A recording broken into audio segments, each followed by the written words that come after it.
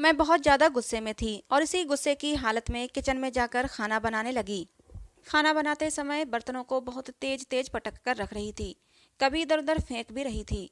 Kitchen से खटपट की आवाज़ें सुनकर मेरी तीनों बेटियां अंदर आ गईं और साथ में सुनैना भी। लेकिन मुझे इतना गुस्से में देखकर किसी की भी हिम्मत नहीं थी कि आगे बढ़कर मुझसे कुछ कहें, क्योंकि जब मुझे गुस्सा आता था तो मैं किसी की भी नहीं सुनती थी। उन सबको देखकर मैंने गुस्से से चीख कर कहा, क्यों आए हो तुम लोग यहाँ, चले जाओ।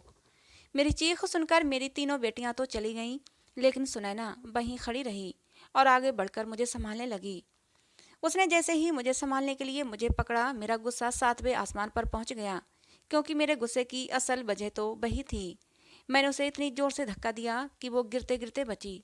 मुझे इस लड़की से बहुत ज़्यादा नफरत थी। इतनी नफरत तो शायद ही मुझे किसी और से हो। कुछ देर तक आंखों में आंसू भरे वो मुझे देखती रही, फिर चली गई। उसके जाने के बाद मुझे थोड़ा सुकून हुआ। मैं उस लड़की से इतनी नफरत करती थी कि शायद ही दुनिया में किसी और से करती हूँ, और आज मेरे गुस्से की वजह वही बनी थी। हुआ यूं था कि कुछ औरतें मेरी बड़ी बेटी का रिश्ता लेकर आई थीं। दरवाजा सुनैना ने ही खोला। उसके बाद फिर सुनैना उन औरतों के सामने नहीं आई थी। सारा काम मैं और मेरी बेटियां ही देख रही थीं।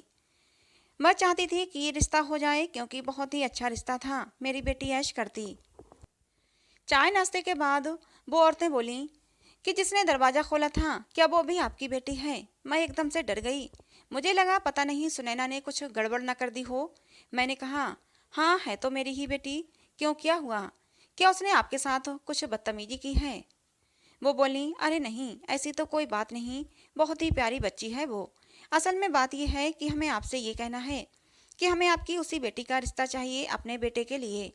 आपकी बेटी पर हमारा दिल आ गया है, प्लीज़ मना मत करना। उन औरतों की बात सुनकर मेरा दिमाग झन्ना गया।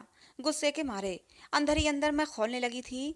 किसी तरह खुद पर काबू पाया और कहा, जी हम सोचकर बताएंगे, अभी फ़िलहाल एकदम से जवाब नहीं दे सकते। औरतें फिर चली गईं। मेरा बस नहीं चल रहा था कि उन्हीं औरतों का मुंह नोच लूं या फिर सुनैना का गला घोंट दूं। और उन औरतों के जाने के बाद ही मैं किचन में आ गई थी और अपना सारा गुस्सा उन बर्तनों पर निकाल रही थी। जी में तो आया कि जाकर उसके इतने थप्पड़ मारूं कि मेरे अंदर की सारी आग ठंडी हो जाए, लेकिन मैं मजबूर थी। बचपन की बात और थी, लेकिन अब सुनैना बड़ी हो चुकी थी। बचपन में तो मैं उसे मारकर अपना गुस्सा निकाल लेती थी, लेकिन अब वो बड़ी हो चुकी थी, उस पर हाथ नहीं उठा सकती थी। अगर बदले में उसने मुझ पर हाथ उठा दिया तो मेरी क्या इज्जत रह जाएगी। हालांकि वो मुझसे बहुत डरती थी और मैंने उसे पूरी तरह काबू में कर रखा था। अब मैं उसे जबान की बोली से मारती थी, तानों से उसका पूरा शरीर छलनी कर देती थी। मैं अभी भी उस पर जुल्म करती थी। शाम तक धीरे धीरे मैं नॉर्मल हो चुकी थी और अब दिमाग चलाने लगी थी कि इस मामले से कैसे निपटा जाए।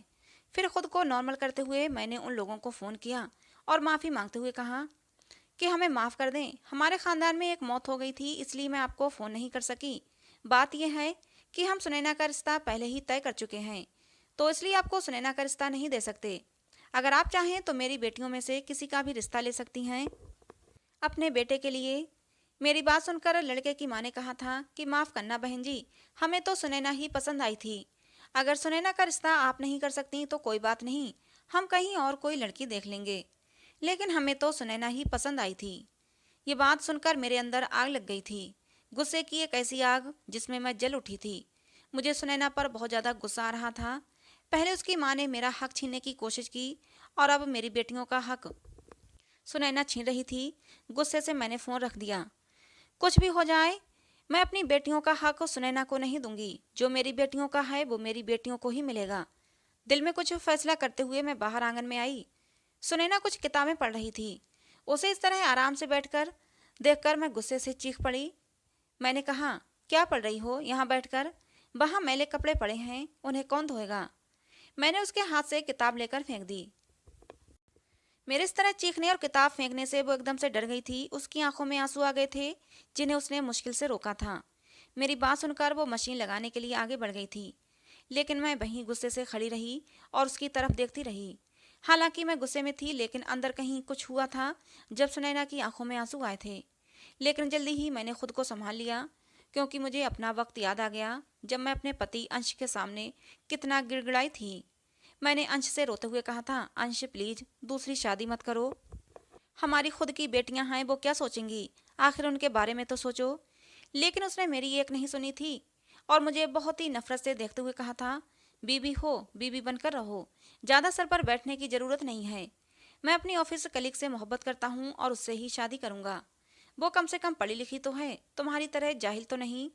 और तुम मुझे किस हक से दूसरी शादी करने से रोक रही हो? एक बेटा तक तो मुझे दे न सकी। अंश की इतनी घटिया सोच को लेकर कुछ पल के लिए मुझे अंश से नफरत महसूस हुई थी, लेकिन फिर अपनी बेटियों का मुंह देखकर मैंने फिर अपने घर को बचाने की कोशिश की थी। मैंने अपने घर को बचाने के लिए एक तिनके का सहारा लिया। मैंने कहा, अगर वो भी तुम्हें बेटा ना दे सकी तो क्या करोगे? तो फिर क्या तीसरी शादी करोगे? मेरी बातों का अंश पर कोई असर नहीं हुआ। कहने लगे कि मैं पूनम से लड़के के लिए शादी नहीं कर रहा, अपने दिल के सुकून के लिए कर रहा हूँ, क्योंकि मुझे उससे मोहब्बत है। अगर वो मुझे बेटा नहीं दे सकती तो कोई बात नहीं, अगर एक बेटी हो गई तो क्या हुआ? तुम्हारी भी तो 3 बेटियां हैं, एक और सही। अंश ने किसी की भी बात न सुनने का फैसला कर लिया था। उस पर तो पूनम का भूत सवार था और इसी हफ्ते पूनम से शादी कर रहे थे। मैंने कुछ कहने के लिए मुंह खोला ही था कि उन्होंने एकदम चीख कर कहा, अगर अब तुमने एक शब्द भी बोला तो मैं तुम्हें अभी के अभी तलाक देकर इस घर से निकाल दूंगा। और बस यहीं पर आकर मैं खामोश हो गई। मेरी बेटियां अभी बहुत छोटी थीं। बड़ी बेटी 5 साल की थी, दूसरी बेटी 3 साल की और सबसे छोटी बेटी अभी सिर्फ 2 महीने की थी। फिर मैंने किसी से कुछ नहीं कहा, बस चुप साध ली, क्योंकि अब वो कहने सुनने का कोई मतलब ही नहीं रह गया था। और फिर वही हुआ जो नहीं होना था। अगले हफ्ते ही पूनम से शादी करके वो उसे मेरी सौतन बनाकर घर ले आया। मैंने दिल पर पत्थर रखकर उसका स्वागत किया था। शादी बहुत ही सादगी से की थी, लेकिन उसने अगले दिन अपने वलीमे का खाना गरीब बच्चों को खिला दिया था। पूनम के आने के बाद मेरी ज़िंदगी बस चल रही थी, और कैसे चल रही थी मैं ही जानती थी। मैं अपने मासूम बच्चों का मुंह देख देख कर अंदर ही अंदर तड़पती रहती थी। हमारा घर बहुत बड़ा था, इसलिए जगह की कोई ज़्यादा परेशानी नहीं हुई। उसने घर का सबसे बड़ा और अच्छा कमरा अपने और पूनम के लिए सेट कर लिया था। मैं ज़्यादातर अपनी बच्चियों को लेकर अपने कमरे में ही बंद रहती। शादी के तीसरे दिन ही अंश पूनम को लेकर हनीमून मनाने चले गए थे। पीछे रह गई थी मैं और मेरी मासूम बच्चियाँ। वो दोनों पूरे 1 महीने बाद लौटे थे, और ये 1 महीना मेरी किन किन तकलीफ़ों में गुजरा था मैं ही जानती थी। छोटे छोटे 3 बच्चों को संभालने के साथ साथ मुझे बाहर का काम भी करना पड़ता था। मुझे लगा था कि मेरी ज़िंदगी का यही महीना सबसे तकलीफ से भरा महीना होगा, लेकिन मैं गलत थी। मेरी असल तकलीफ़ें तो अब शुरू हुई थीं। मेरी और मेरी बच्चियों की क्या क्या ज़रूरत हैं वो अंश को दिखाई नहीं देती थीं। मैं किसी चीज़ के लिए कहती कि मुझे फला चीज़ चाहिए तो अंश हफ्तों तक उस बात को टालते रहते। वहीं अगर पूनम किसी चीज़ के लिए कह देती तो वो अगले ही घंटे में हाजिर हो जाती। पूनम खूबसूरत थी, रखरखाव वाली थी, बात करने में भी तमीज़ था, लेकिन उसे देखते ही मेरे अंदर नफरत के अंगारे भरने लगते थे। जी चाहता कि उसका मुंह नोच दूं। इसमें मेरी और मेरी बच्चियों के हक पर डाका डाला है। अंश पूरा पूरा दिन पूनम के साथ ही रहता, मुझे और मेरी बच्चियों को देखता भी नहीं था। पूनम घर का कोई काम नहीं करती, क्योंकि अंश ने ही उसे कह रखा था कि घर का कोई काम मत करना, किचन में चूल्हे के सामने खड़े मत होना, क्योंकि तुम्हारा रंग काला पड़ जाएगा। और पूनम ने इस बात को शर्माते हुए मान लिया था। इसके उलट अंश ने मुझसे कहा था कि घर का सारा काम तुम करोगी, पूनम को किसी काम के लिए नहीं कहोगी, सारा काम तुम करोगी और टाइम पर करोगी। मुझे अब अपनी ज़िंदगी जीनी नहीं थी, बस गुजारनी थी, वो भी अपने बच्चों के लिए। इसलिए चुपचाप सारी बातें मानती चली गई। जब पति अपना नहीं तो फिर पराई लड़की से क्या शिकवा। पूनम वैसे तो पढ़ी लिखी समझदार थी, लेकिन थी तो सौतन ही। उसका खुद से भी मन नहीं करता किसी काम को हाथ लगाए। पूरा पूरा दिन कमरे में बंद रहती थी। बस अंश के ऑफिस आने से 5 मिनट पहले बाहर निकलती, पूरी तरह तैयार होती और बाहर गेट पर अंश का इंतजार करने लगती। अंश आता, दोनों कुछ देर आपस में बातें करते, फिर साथ बैठकर खाना खाते। मैं और मेरी बच्चियां किचन में ही बैठकर खाना खा लेते थे, क्योंकि अंश का हुक्म था कि मेरे सामने कम से कम आना। कभी कभी मैं अपना गुस्सा अपनी बच्चियों पर निकाल देती थी, लेकिन बाद में पछतावा भी होता था कि आखिर इसमें मेरी बच्चियों का क्या दोष है। लेकिन मैं खुद मजबूर थी। मैं पूरा दिन घर के काम करती थी, पूरा दिन घन चक्कर बनी रहती थी, सबके लिए नाश्ता, खाना, कपड़े, घर की सफाई, ऊपर से 3 बच्चों को संभालना। इसके बाद अंश और पूनम के फिजूल के चौंचले देखना। दिल पर पत्थर रखकर काम करती और दोनों की इश्कबाजियाँ देखा करती। अगर अंश पूनम को दूसरे घर में रखते तब भी शायद मुझे इतना दुख नहीं होता, लेकिन उन्होंने तो पूनम को मेरी छाती पर ही लाकर बिठा दिया था। फिर एक दिन पता चला कि पूनम पेट से है, तो अंश इतना खुश हुए जैसे वो पहली बार बाप बन रहे हैं। लेकिन मेरे लिए थोड़ी राहत हुई, क्योंकि उन्होंने पूनम के लिए दूसरा घर ले लिया और उसी में पूनम को शिफ्ट कर दिया। लेकिन जाते जाते एक और जख्म दे गए। कहा कि अगर पूनम इस घर में रहेगी तो मेरी नज़र पूनम के बच्चे को लग जाएगी। मेरे दिल पर धक्का सा लगा था। लेकिन पूनम का मेरे घर से जाना भी मेरे लिए सुकून की बात साबित नहीं हुई, क्योंकि पूनम घर में होती थी तो कम से कम घर में खाने पीने का सामान तो आता था। अब तो अंश उससे भी बेफिक्र हो गए थे। घर में खाने पीने के लाले पड़ने लगे तो मैंने सिलाई का काम शुरू कर दिया। अंश को फ़ोन करके सामान मंगाती तो वो एक एक हफ्ता लगा देते। इसलिए मजबूरी में मैंने खुद ही कुछ करने की ठानी। मैं कपड़े सिलाई करती और जो कुछ भी पैसा आता वो घर में खर्च करती थी। ये दिन मेरी ज़िंदगी के सबसे मुश्किल भरे दिन थे। लेकिन फिर ऐसा हुआ कि अंश की नौकरी चली गई और पूनम ने एक बेटी को जन्म दिया। नौकरी जा चुकी थी, खर्चे बढ़ चुके थे, इसलिए मजबूरी में अंश ने जो किराए पर मकान ले रखा था उसे छोड़कर वापस पुराने घर में आ गए। उसने दूसरी नौकरी ढूंढ ली थी, लेकिन बहुत कम सैलरी थी। वो सारी सैलरी सुनैना और पूनम पर ही खर्च हो जाती। उसके कमरे में दूध के डिब्बे और फ्रूट वगैरह हर वक्त मौजूद रहते, जबकि मेरी बेटियों की दफ़ा ऐसा कुछ भी नहीं हुआ था। अंश की सैलरी तो सुनैना और पूनम पर ही खर्च हो जाती थी। मेरे खर्चे और मेरी बेटियों के खर्चे कहाँ से होते। मैं अपना वही सिलाई का काम करती थी और अपनी बेटियों का खर्चा चलाती थी। अंश अपनी सैलरी से सिर्फ राशन पानी लाते थे। पूनम शुरू शुरू में तो अपनी दुनिया में ही मगन रहती थी, लेकिन अब धीरे धीरे उसने अपना असल रंग दिखाना शुरू कर दिया था। जब खर्चे बढ़ने लगे और आमदनी कम हो गई तो उसने एक दिन किचन में ताला लगा दिया। मैंने पूनम से हैरानी से पूछा कि तुमने ऐसा क्यों किया, तो कहने लगी कि आमदनी तो ज़्यादा है नहीं और हमारे पास इतना पैसा भी नहीं कि हर वक्त बच्चे कुछ ना कुछ खाते रहें और फालतू के खर्चे बढ़ाते रहें। उसका साफ इशारा मेरी बच्चियों की तरफ था।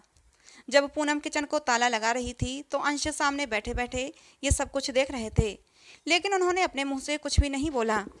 मैंने शिकायती नज़रों से अंश की तरफ देखा तो उन्होंने कंधे उचका दिए।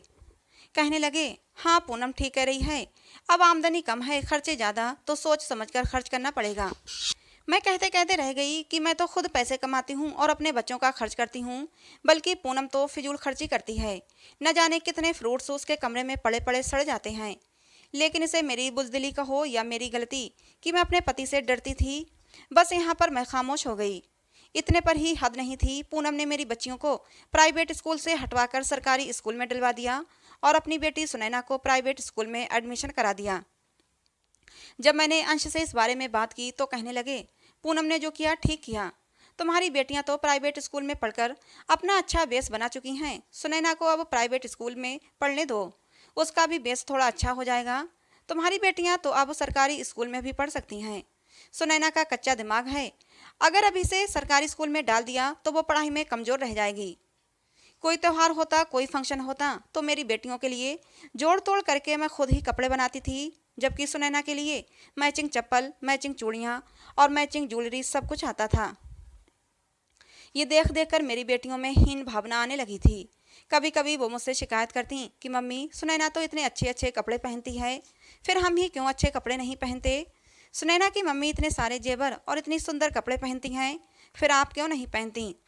मैं बच्चों को डांट कर चुप करा देती, क्योंकि इन सवालों के मेरे पास कोई जवाब नहीं थे। अपने बच्चों की ज़रूरतें देखते हुए मैं ज़्यादा से ज़्यादा कपड़े सिलाई करती, जिससे कि मैं अपने और अपने बच्चों की ज़्यादा से ज़्यादा ज़रूरतें पूरी कर सकूं। लेकिन जो अंतर सुनैना के रहन सहन में और मेरे बच्चों में था, मैं उसे पाट नहीं पा रही थी। बस उस खाई को भरने में मैं नाकाम थी। मेरी बेटियां धीरे धीरे बड़ी हो रही थीं और उन्हें अपने बाप से नफरत होती जा रही थी, क्योंकि वो इतना तो समझती थीं कि ये पूनम नाम का जो सांप है उसके बाप ने ही उनके सीने पर लाकर बिठाया है। फिर खबर मिली कि पूनम फिर पेट से है। अंशु बहुत खुश हुए। इस बार भी उनकी मोहब्बत में कोई कमी नहीं आई थी। वो पहले की तरह ही पूनम का ख्याल रख रहे थे, लेकिन भगवान को कुछ और ही मंजूर था।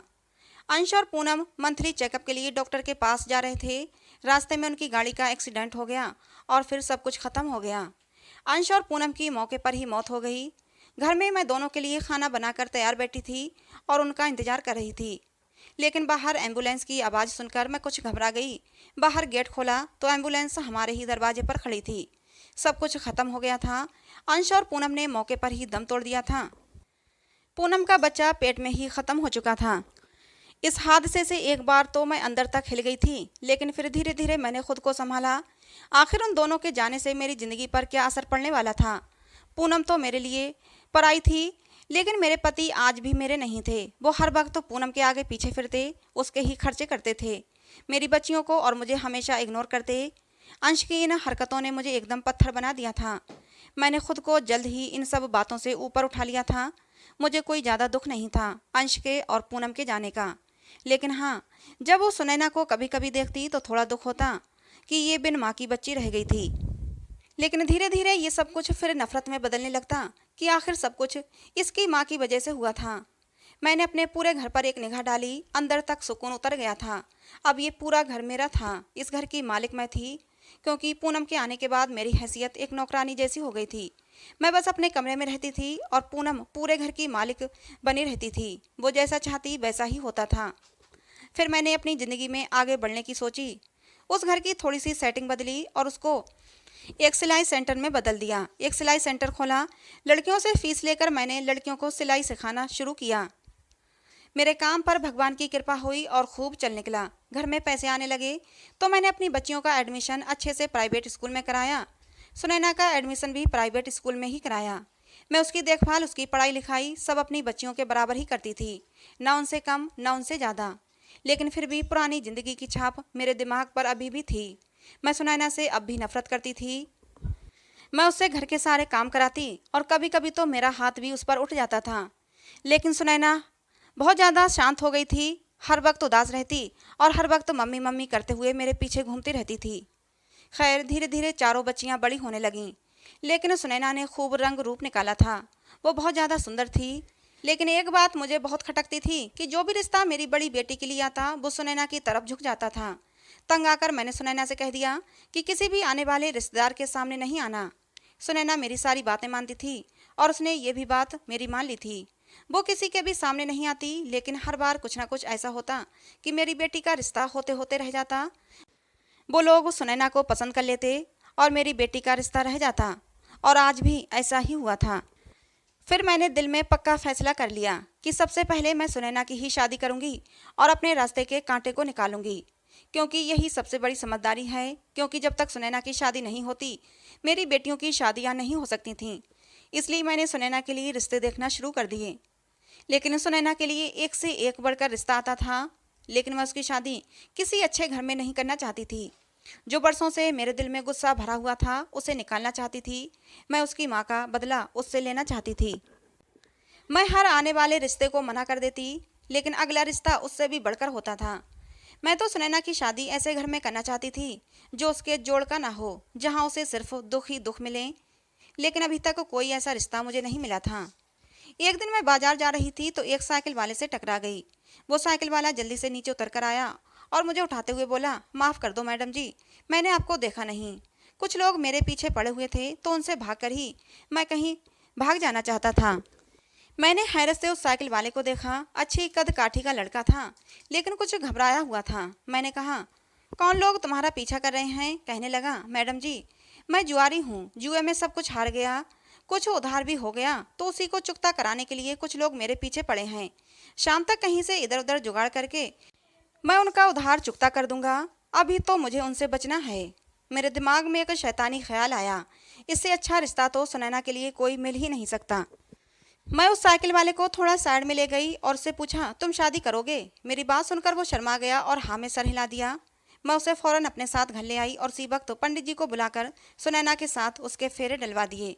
सुनैना बहुत रोई, चीखी चिल्लाई, लेकिन मैंने उसकी एक न सुनी। एक बार को मेरा दिल उसके रोने चीखने से पिघल गया था, लेकिन मैं अपनी नफरत में इतनी अंधी हो चुकी थी कि मुझे उसका रोना धोना कुछ भी दिखाई नहीं दे रहा था। उस साइकिल वाले की और सुनैना की शादी करवाकर मैंने उसे उसी वक्त घर के कपड़ों में ही विदा कर दिया। वो रोती धोती घर से विदा हो गई। मेरी बेटियों ने जल्दबाजी में शादी करने की वजह पूछी तो मैंने कहा, अगर सुनैना की शादी नहीं करती तो तुम में से किसी की भी शादी नहीं होती। मेरी बेटियां मेरी बात सुनकर शांत हो गई थीं। अब मुझे अपनी बेटियों की शादी की फिक्र थी। मैं उनके लिए रिश्ते ढूंढने लगी। अब क्योंकि सुनैना का कोई मसला नहीं था तो मेरी दोनों बड़ी बेटियों की शादी बहुत ही आसानी से हो गई। अब घर में मैं और मेरी छोटी बेटी बचे थे और छोटी बेटी की शादी करने का अभी मेरा कोई इरादा नहीं था। सुनैना की शादी किए हुए मुझे पूरा पूरे 6 महीने गुजर चुके थे और इन 6 महीने में सुनैना एक बार भी हमारे घर नहीं आई थी। मुझे अब थोड़ी उलझन होने लगी थी कि पता नहीं सुनैना कैसी होगी, वो एक बार भी हमसे मिलने क्यों नहीं आई। दिन ऐसे ही कट रहे थे कि एक दिन अचानक सुनैना आ गई। ना ही खुश लग रही थी और ना ही दुखी। आते ही मुझसे गले मिली और मेरे हाथ पर बहुत सारे पैसे रख दिए और बोली, मैं आपसे मिलने फिर आऊँगी। मैं हैरान हो गई कि ये सब क्या है, इसके पास इतने सारे पैसे कहाँ से आए। फिर मैंने सोचा, चलो जो भी है, मेरी बहुत सारी ज़रूरतें अटकी हुई थीं, वो पूरी हो जाएंगी इन पैसों से। एक हफ्ते बाद सुनैना फिर से मुझसे मिलने आई और खूब ढेर सारे पैसे मेरे हाथों पर रख दिए। अब मुझे बहुत ज़्यादा हैरानी हुई कि आखिर इसके पास इतने पैसे आते कहाँ से हैं।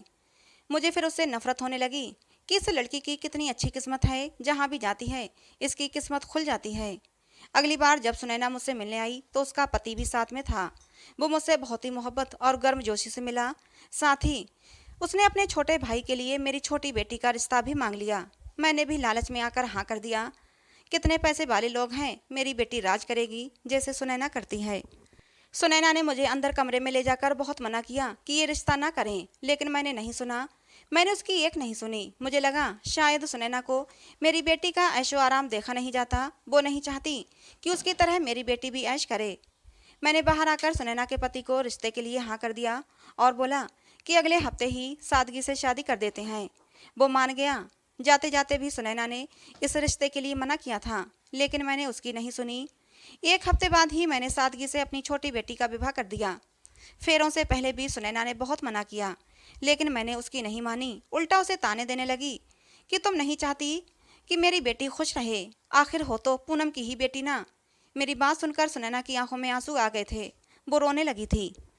फिर मेरी बेटी की शादी हो गई और उसकी विदाई का वक्त भी आ गया। मैंने पिछली सारी नाराजगी भुलाकर सुनैना से कहा, सुनैना मेरी बेटी का ध्यान रखना। सुनैना हल्के से मुस्कुरा दी और कहा, जब ख्याल रखने का वक्त था तो आपने मेरी नहीं सुनी और अपने लालच में आकर अपनी बेटी की शादी कर दी। लेकिन जितना हो सकेगा मैं आपकी बेटी का ध्यान रखूंगी। मेरी बेटी विदा होकर अपनी ससुराल चली गई। मैं सोचने लगी, न जाने ये सुनैना ये सब क्यों कह रही थी, लेकिन फिर मैंने सर झटक दिया और अपने कामों में लग गई। मेरी बेटी की शादी को पूरे 2 हफ्ते निकल चुके थे, लेकिन इन 2 हफ्तों में मेरी बेटी एक बार भी मुझसे मिलने नहीं आई थी। मेरा दिल बेचैन होने लगा तो सोचा, चलो क्यों ना खुद ही चलकर अपनी बेटी से मिलकर आती हूँ। अपनी बेटी से मिलने जब मैं उसके घर पहुँची तो मेरे सर पर आसमान गिर पड़ा। पैरों तले से जमीन सरक गई थी। चाहती कि मैं चीखें मार मार कर रोऊं। सुनैना ने मुझसे ठीक ही मना किया था कि ये शादी ना करें, लेकिन मैंने उसकी एक नहीं मानी थी। अपने लालच में आकर मैंने अपनी बेटी की ज़िंदगी बर्बाद कर दी थी। जब मैं अपनी बेटी के घर पहुंची थी तो मेरी बेटी फकीरों वाले हुलिये में, फटे कपड़े पहने, बाल बिखराए, बड़ा सा कटोरा हाथ में थामे घर से बाहर निकल रही थी। मुझे देखते ही वो दौड़कर मेरे गले से लिपट गई और बोली, मम्मी जी, आपने मुझे कहाँ नरक में भेज दिया। ये लोग मुझे बहुत मारते पीटते हैं और मुझसे भीख मंगवाते हैं। मैं सुनकर बोलने की हालत में ही नहीं थी कि तभी सुनैना भी उससे भी खराब हालत में बाहर निकली। मैंने उससे चीख कर कहा, सुनैना तुमने मेरी बेटी की ज़िंदगी बर्बाद कर दी, तुमने मुझे बताया क्यों नहीं।